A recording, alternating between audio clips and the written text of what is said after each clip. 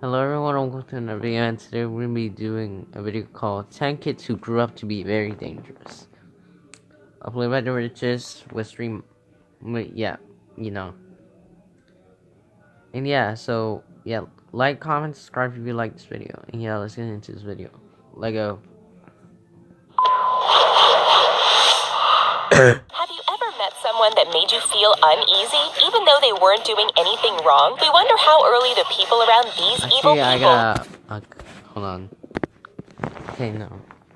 knew that something was just a little bit off. Did they start out as monsters, or did they turn that way later in life? Let's see what you think based on what we've dug up from their past. Alexander Pichushkin. It's hard to imagine this little boy growing up to someday earn the nicknames the chessboard killer and the Bitsa Park maniac. By all accounts, young Alexander Pichushkin was a friendly child, but one day he took a tumble off a swing and was subsequently hit hard in the forehead by the swing. It's believed that his playground injury caused damage to the frontal cortex of his brain, which controls our impulses and our aggression. He was inspired by serial killer Andrei Chikatilo, also known as the Rostov Ripper. He decided to set a goal for himself to take out 64 people, which is the number of squares on a chessboard. At the time of his arrest, he had claimed 60 victims. Eileen Warnos. She was born Eileen Pittman to a mother who would later abandon the family and a father she never met because he was imprisoned for horrific crimes against children. She ended up in the care of her abusive grandparents and became pregnant at the age of 14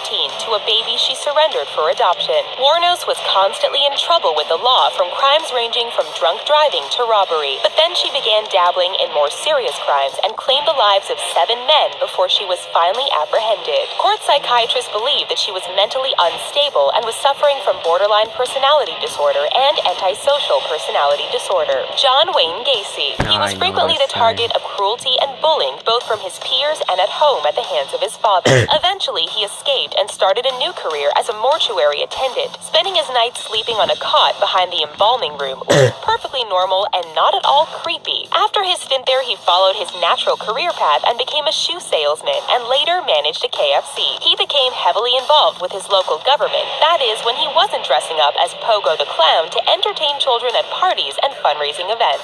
Gacy claimed that becoming Pogo allowed him to regress back to a happier childhood, but it apparently wasn't happy enough to keep him from taking the lives of 25 to 30 people. Anders Behring Breivik. Although Anders Behring Breivik wouldn't commit his heinous crimes until he was much older, even as a young child, everyone knew that something was just a little bit off about him. By the time he was 4 years old, psychiatrists wanted him removed from his home and placed in care. One of them remarked that his smile was strange and unsettling and was not anchored in emotions, but rather nothing more than an act. In 2011, Breivik detonated a fertilizer bomb outside of the office of Prime Minister Jens Stoltenberg, resulting in several people losing their lives.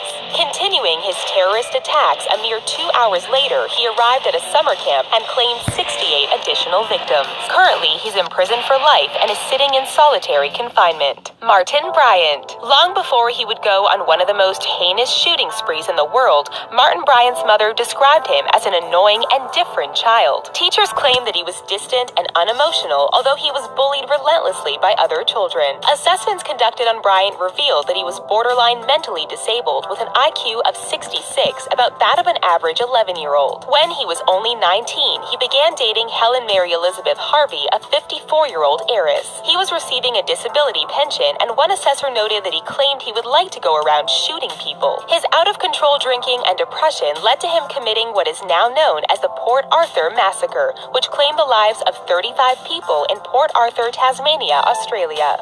Edmund Kemper. Despite being extremely intelligent, his behavior was incredibly disturbing. His own mother feared him so much that she forced him to sleep in the locked basement until he left to live with his paternal grandparents. After quarreling with his grandmother, he shot both her and his grandfather when he was only 15.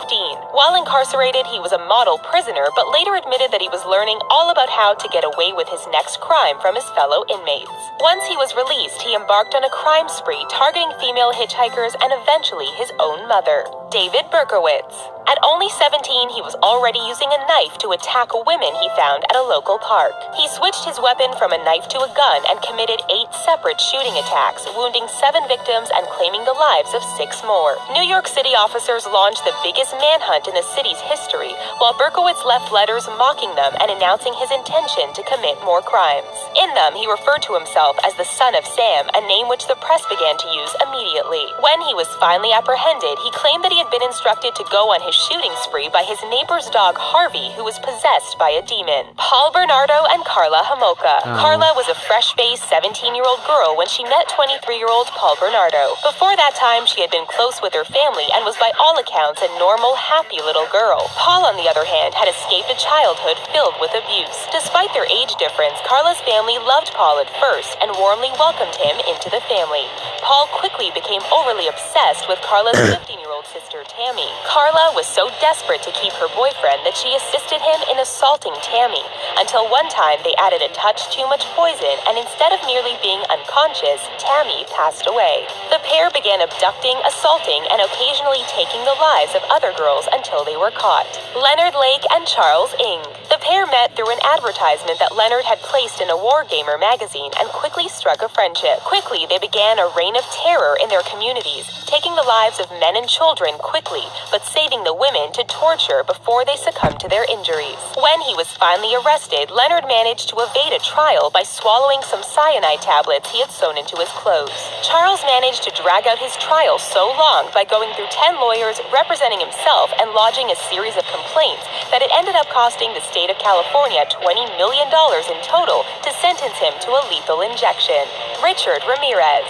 For over a year, Richard Ramirez, better known as the Night Stalker, terrorized people in Los Angeles and San Francisco. When he was 2 years old, a dresser fell on top of him, requiring 30 stitches on his forehead to close. At 5, a swing at a park hit him in the head, and these traumatic events caused him to undergo epileptic seizures that persisted until he was a teenager. Richard's crime spree began with 9-year-old Mei Liang, who was found deceased in a hotel basement. He moved on to home invasions and was captured after a lengthy manhunt. Before he could be executed, he passed away from complications resulting from B-cell lymphoma. Looking at the early lives of some of these people really makes you consider nature versus nurture. Were they born evil, or did their traumatic upbringings, head injuries, or untreated mental illnesses make them this way? It's hard to say, but we will definitely keep exploring this frightening topic. To make sure you don't miss out, be sure to subscribe to The Richest for the latest. See you next time.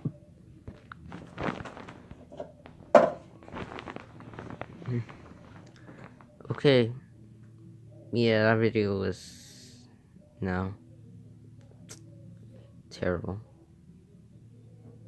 Yeah, I'll end off right there. I hope you guys enjoyed that video. And I'll see you guys next time. Bye.